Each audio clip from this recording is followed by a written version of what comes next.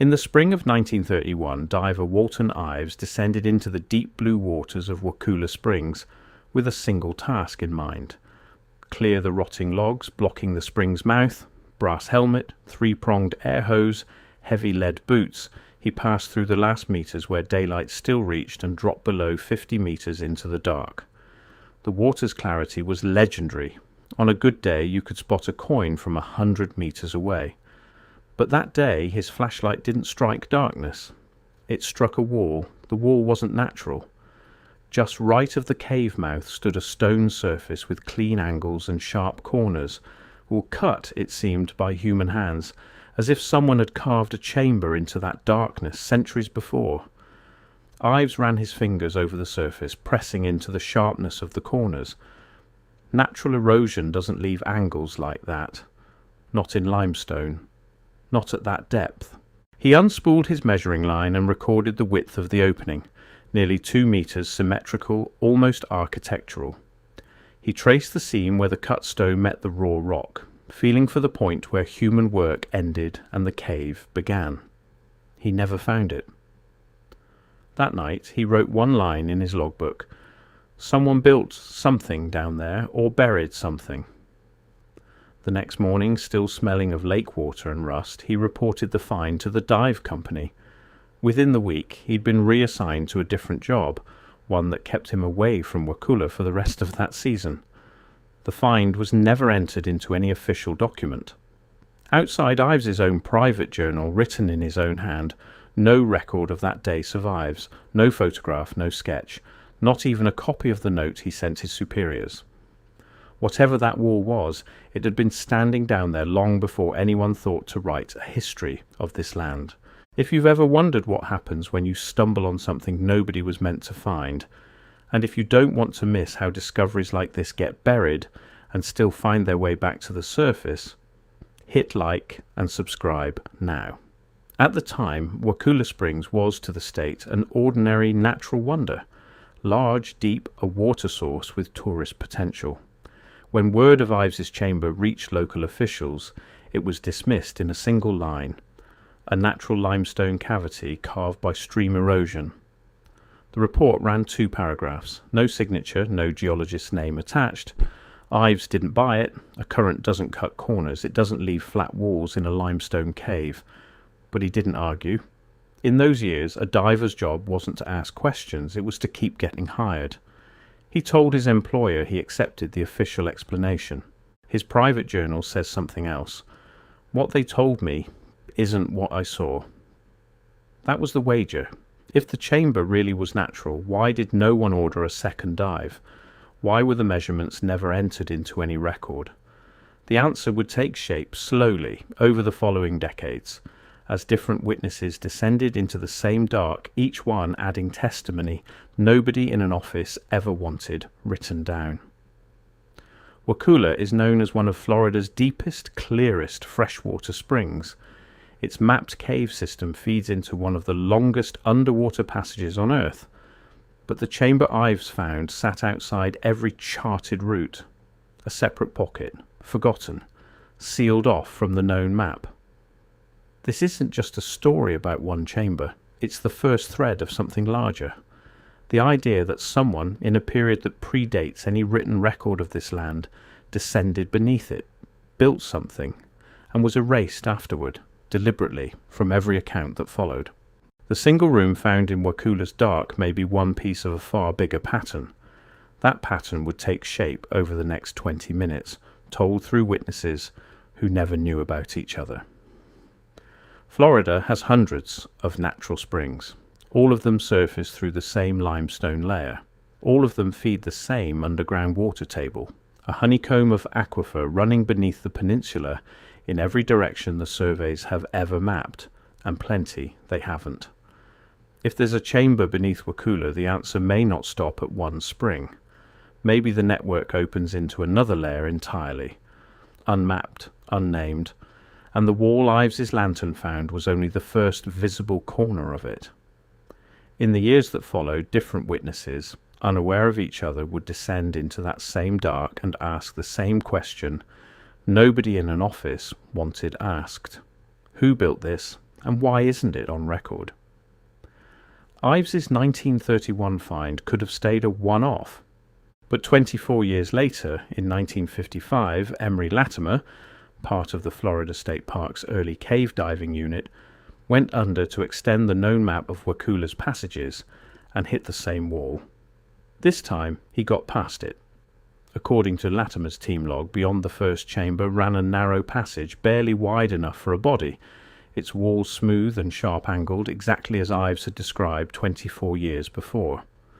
Lattimer noted moving through that gap on the measured rhythm of his air hose, running a hand along the stone, thinking, like a tunnel, but nature never leaves a line this straight. At the far end, a second chamber opened, bigger this time, ceiling high enough to stand in, its walls carved with a repeating pattern of niches spaced at even intervals. Lattimer's team measured it, photographed it, even cast one of the niches in plaster. His field report logged the room at 6 meters wide, the ceiling at 2.5 meters, the niche spacing down to the centimeter. A regularity no random erosion could produce.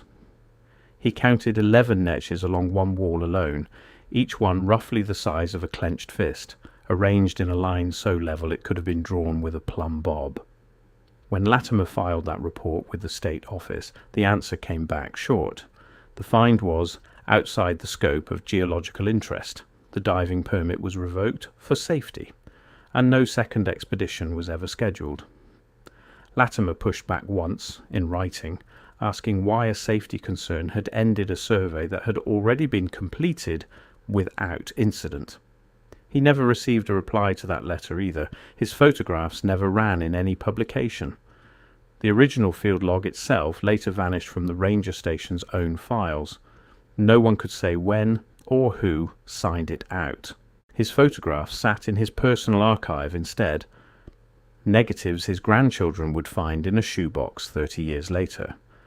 His grandson, in an interview years afterward, described opening that box. 40 photographs, all showing the same niche pattern from different angles, none carrying an official stamp, an archive number, an institutional signature of any kind. Just his grandfather's handwriting, a date, a depth. In one of the last letters he wrote before he died, Lattimer told a pen pal, "I couldn't get what I saw down there onto the record. Like someone before me had already decided that room wasn't allowed to exist." 17 years on, in 1972, Doreen Kessler, a geology graduate student at the University of Florida, joined a scientific underwater survey of the region's springs. Her assignment was ordinary: study the sediment layers, write a thesis chapter. No mythology, no mystery, just fieldwork. But the sonar picked up a void past the known passage, one on no map. When Kessler and her team went down, they found Lattimer's second chamber still sitting there, still carrying the same niche pattern, and beyond it the mouth of a third, stranger void. Inside that third space, the walls carried not just niches, but parallel scratches spaced at regular intervals, cut like something made with a sharp tool. Kessler logged it in her own field notebook as surface irregularities inconsistent with natural process, possibly man-made, and her team pulled 3 separate rock samples. She sent them to the state geology lab and waited on the results. The lab report came back. The surface bears mechanical abrasion marks inconsistent with natural weathering. That report, like Lattimer's, never reached a publication or an archive. Before Kessler submitted her final thesis, her advisor called her into his office and told her to cut the section. The finding, suppressed at the thesis stage, never got a second review. The reason was simple, speculative, and not appropriate for the seriousness of the chapter. Kessler was early in her career. She wasn't in a position to push back. Her name would go on the degree either way. That was the trade she made, and she knew it while she was making it. But she kept her raw field notes, the ones that never made it into the official thesis. In her own private file, and years later in an interview, she'd say, "None of those pages exist in the university archive. I still have them." The next trace came in 1998. Talmadge, an independent cave mapping surveyor, was remapping Wakulla's deep passages with modern side-scan sonar when he reached a fourth void past Kessler's third chamber. But this time, the passage wasn't blocked by natural collapse. It was sealed by a pile of rock that looked deliberately placed. Talmadge noted the sonar images showed the stones stacked in an orderly pattern, nothing like the scatter a random collapse leaves behind. Each block sat flush against the next, load-bearing, the kind of arrangement a mason plans rather than one gravity produces by accident. On record, he told his crew, "This isn't a collapse, someone closed this off." Talmadge filed his find with the State Park Administration and asked for an independent geological review. The answer echoed what Ives had heard 67 years earlier. The area was closed to all deep diving, cited as a safety risk, and Talmadge's report, in his own words, never entered the official record system. Years later, in an interview, he'd say he'd contacted the state archives to track down his own file, that his request sat unanswered for 3 months, and the short letter he finally got back didn't even mention his name, as if the dive, the report, even the man himself had simply disappeared from the record, no trace left behind. 17 years after that, in 2015, Callum Whitfield, a photogrammetry specialist with a volunteer cave mapping group, descended into Wakulla's depths with something new, not just a measuring line and a flashlight, but a high-resolution camera array. His goal was a scientific 3D model, a project the state park itself had requested to document the site's tourism potential. When Whitfield's team reached the rock pile Talmadge had found 17 years before, their equipment let them scan past it. The sonar signal showed a fifth void behind the stone, bigger than anything found so far. Whitfield's 3D model captured the geometry of all 4 known chambers, and it revealed something the eye alone couldn't catch. The corner angles between the 4 rooms repeated with millimetre precision, as though carved to a single plan by a single hand, despite the uncertain gap of years between them. No random natural process produces angles that consistent across 4 chambers over 4 separate decades. As Whitfield prepared to present the finding at a conference, the state park shut the project down without warning. The reason this time wasn't safety. The file cited incomplete field data. The presentation never happened. The model was never uploaded to any public archive. Whitfield asked twice what incomplete meant, since his own data set included depth readings, angle measurements, and full photographic coverage of every wall. Neither request got a written answer. Outside the backup copy sitting on Whitfield's own server, not a single file survives carrying a trace of that fifth void. When Whitfield shared his data with a colleague working in another state, the reaction wasn't what he expected. The same angle pattern, the colleague said, had turned up hundreds of kilometers away, at another Florida spring. These chambers weren't unique to one source.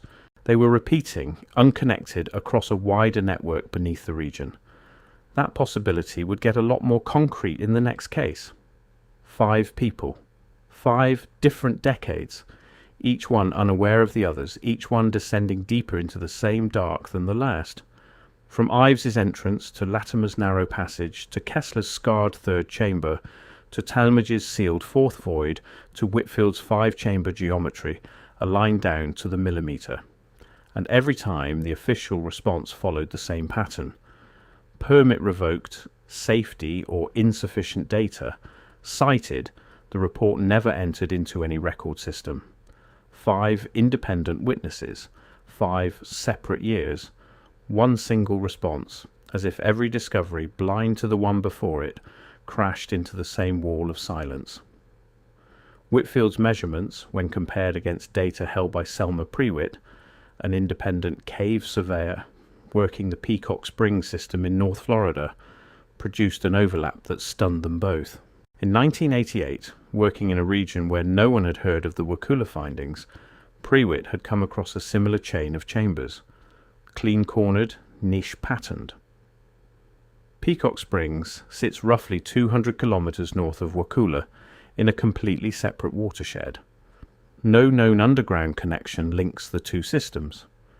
Yet Prewitt's own field notes recorded the angle joining her chambers as roughly 42 degrees, consistently repeating.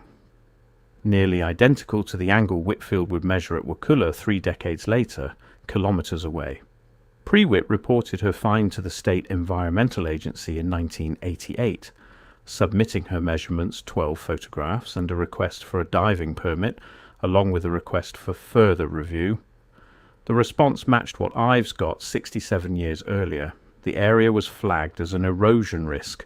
A second dive was denied, and she was told her file was under review, a review whose outcome she was never told. In her own words, Prewitt never got the attention I expected. Her report sat in a regional office. It never reached a scientific journal. No second team was ever sent. For 30 years she told no one. Only a handful of pages, in her own hand, survived in a local dive club's archive, filed under a routine trip log when nobody would think to look for it. 2 independent sources, 2 separate water systems, 2 separate decades. Neither aware of the other, neither with any reason to invent a story that matched the others this closely. When Prewitt and Whitfield finally met at a cave diving conference, their testimony matched almost word for word. I thought I was the only one who'd found this. But the pattern didn't point to one spring.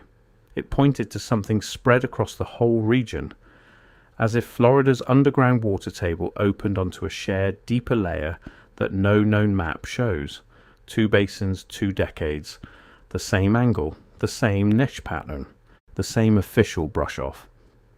This is where the Florida Geological Survey and the State Parks Department moved to the center of the story, the 2 agencies that, between them, held every one of these reports and let every one of them go quiet. Over 60 years, 6 separate witnesses filed 6 separate reports with these agencies, from Ives's note in 1931 to Whitfield's 3D model in 2015 to Prewitt's field notebook in 1988. The official response never changed. Each finding was set aside as outside the scope of geological interest, a safety risk, an erosion hazard, or insufficient data. None reached a scientific journal. None reached a permanent accessible archive. In 2019, an independent researcher filed a formal request under the Freedom of Information Act, asking the State Archive for every record, field report and photograph tied to the underwater chambers at Wakulla Springs. 6 months later, the answer came back in a single paragraph. No documents matching the description were located. Not Lattimer's 1955 report, not Kessler's 1972 thesis notes, not Talmadge's 1998 filing, not Whitfield's 2015 data. None of it existed in the official system. The researcher filed an appeal, requested a second review, even called the archive office directly. Each time, the same answer. The file may have been lost in a relocation sometime in the 1970s. No date given, no move specified, no record number attached. When the researcher asked which building the archive had moved from, and to where, the office stopped returning calls. A second response never came. A finding independently repeated 6 times across 60 years, and in the agency's own records, it might as well have never happened.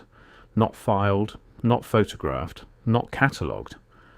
Absence from the record doesn't mean it was never entered. It means it was taken out or never allowed in to begin with. Wakulla Springs still operates today as a public state park, running glass-bottom boat tours, advertising the spring's world-famous clarity in its tourism brochures, selling postcards of the water at the gift shop by the main lodge. But the deep passages have stayed closed since 1998, cited always as a safety matter. Nothing on the park's website, in its visitor centre, or in the state's public geological catalogue confirms that those 4, maybe 5, maybe 6, chambers exist at all. The same silence that started 60 years ago is still being maintained today, in the same language. The Walton Ives lit up with his flashlight in 1931 is still down there today, 50 metres under, in the dark. Lattimer's second chamber, Kessler's scarred third void, Talmadge's sealed fourth passage, Whitfield's fifth chamber, aligned to the millimetre, Prewitt's matching rooms 200 kilometres away. All of it, right now, sits unrecorded beneath the water.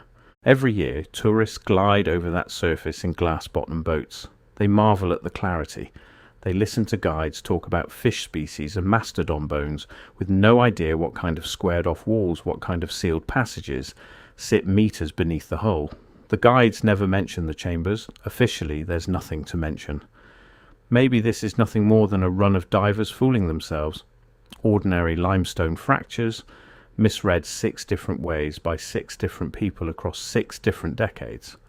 Ives, Lattimer, Kessler, Talmadge, Whitfield, Prewitt, 6 names, 6 separate years, no relation to one another beyond the wall each of them found, and the silence each of them was handed back.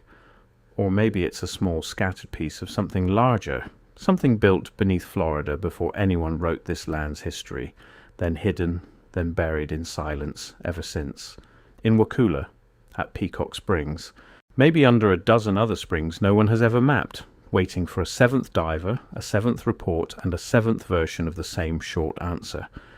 The agencies stay quiet. The reports keep failing to reach the archive. And the question stays open, sitting down there in the dark. Who built these rooms? How far does the network reach? How many more chambers are waiting at the bottom of how many more springs? Nobody knows. And why, after 60 years, has no one been willing to put it on the record?